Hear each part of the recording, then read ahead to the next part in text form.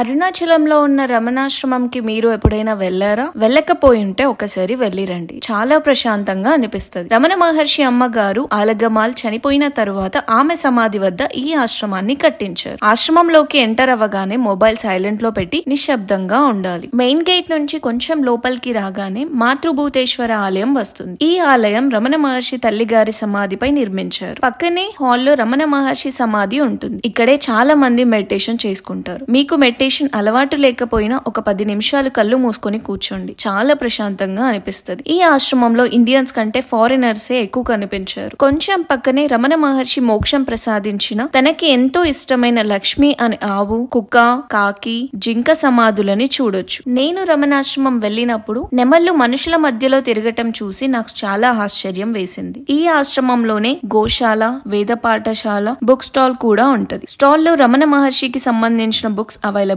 ఉంటాయి. మీరు అరుణాచలం వెళ్ళినప్పుడు రమణాశ్రమంని తప్పకుండా విజిట్ చేయండి. Thank you.